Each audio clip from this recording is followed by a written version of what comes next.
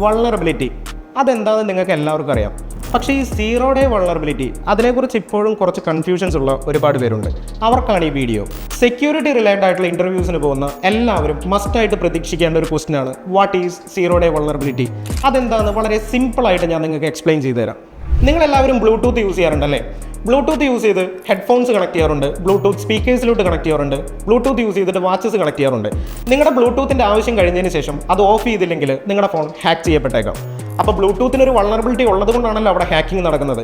ഈ വൾണറബിലിറ്റിയുടെ പേരാണ് zero click Android Bluetooth vulnerability.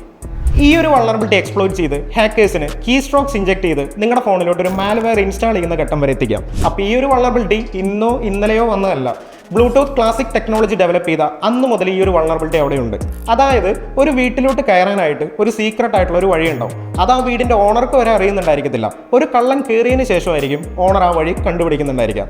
അതേപോലെ തന്നെ സെക്യൂരിറ്റി റിലേറ്റഡ് ആയിട്ട് വരുമ്പോൾ ഒരു സോഫ്റ്റ്വെയറോ ഒരു ആപ്ലിക്കേഷനോ ബിൽഡ് ചെയ്യുന്ന സമയത്ത് സെക്യൂരിറ്റി പ്രൊഫഷണൽസിനും ഡെവലപ്പേഴ്സിനും അറിയാത്തൊരു വൾണറബിലിറ്റി അവിടെ ഉണ്ടായിരിക്കും. അതൊരു ഹാക്കർ എക്സ്പ്ലോയിറ്റ് ചെയ്തതിന് ശേഷമായിരിക്കും അവരത് അറിയുന്നത്. സോ ഇതാണ് സീറോ ഡേ വൾണറബിലിറ്റി.